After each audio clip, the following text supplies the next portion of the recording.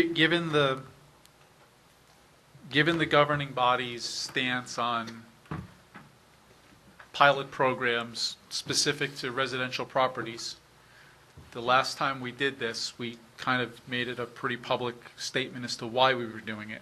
And this probably has similar merits as well. So, Sorry about the Akabi yeah. prize. So maybe just keep it general to that. 7A1 and 7A2 are relative to a project that will be developed at Block 135, Lot 26, which is right on West Farms Road.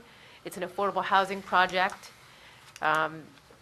It will be a 100% affordable project. The funding is coming from what they're referring to as Sandy funding. And in order for them to qualify for that funding, they need a pilot in place, which is why we're doing the pilot. It is 72 rental units, and for our purposes, we get double the credits for affordable housing. Yeah, McKenna, maybe you can explain what a pilot is. It's an acronym, meaning what? Well, before you get to that, there's various parts of the story. Okay, Yeah, all right. I'm it's- sorry. We have an affordable housing plan. Okay, so, and we have to satisfy our affordable housing obligations. The third round rules and regulations were tossed out, and now we're before a special master. What our number will be is undetermined, but we're basing our figures off of the second round rules. Which was What was that number? approximately 1,000, right? Yes, so we're looking at, we will have to satisfy somewhere between 580 to 1,000. And that includes what we've already done so far. This project would allow us, while it's 72 units, it allows for double credits. And as I stated, part of the funding that that the developer is getting from the state requires a pilot, which is a payment in lieu of taxes. That typically lasts for about 30 years. The property is deed restricted. There are controls in place. It's similar to the project on Route 9 that is Verdana. What else? So the advantage to the municipality of the pilot program is the municipality gets a larger share of the revenue by way of taxes, but it doesn't get shared amongst all the other taxing entities within the municipality. That's correct. We actually get the entire funding. You don't necessarily have to give the 5% to the county. And there is a discussion and a negotiation that takes place, given that this is a Sandy, quote-unquote Sandy project, where the municipality has the ability to push to get a higher contribution for a pilot to help us satisfy what we think financially we should be doing. Correct. So Which is typically, what it's we've done. 6.26% Yep.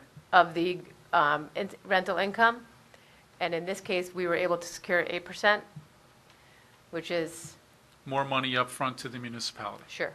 And just for the purposes of everybody understanding what this is, it's a state mandated Council on Affordable Housing edict for affordable housing within the municipality, Yes. which we don't control. Could you maybe make some comments as to what affordable housing is by definition, to perhaps put some fears on the part of residents of what this is not, because you always It hear is what... not Section 8 housing, it is income-based housing. So there's certain requirements that you have to offer the low income, median income, and moderate income. That means that typically you're looking at families where you have husband and wife, 2 children, the wife is a stay-at-home, and the family qualifies because of they're only a one-income family. You have recent college graduates making $35,000, $40,000 a year and want to stay living in Howell yes, Township. it's not state-funded, it's just the income qualifications. That's what affordable housing is in terms of these projects. We have seen that Verdana, which is a perfect example of that, which is a rental units, has outgrown its ability to service our residents out of, other residents from other communities looking for affordable housing. There is a need for affordable housing. Everybody probably has a student that just graduated college and isn't making $80,000 a year, or a husband and wife that just got married and they're not making $80,000 a year, but would qualify. So these projects not only help those individuals and those families, but it also helps the township satisfy our affordable housing requirements by giving us double the credits that you would typically get from, let's say, a big project development where they had 400 market rate units and you would have a 20% set aside for affordable. So you get more bang for your buck, essentially. Okay. Just one question. Maybe you can also explain, McKenna, what the consequences are for not meeting the COA requirements that a municipality would face in that eventuality? You would have builder's remedy lawsuits, which means a builder would come in and say, I like this particular site on West Farms, and I want to build as much as I possibly can on this site. And instead of having 72 beautiful units, you would have 144 not-so-beautiful units. This way, the townships are, or we're in a position now to sort of look at what is available out there for development and control what comes in. Otherwise, if we do nothing, then we leave ourselves subject to liability.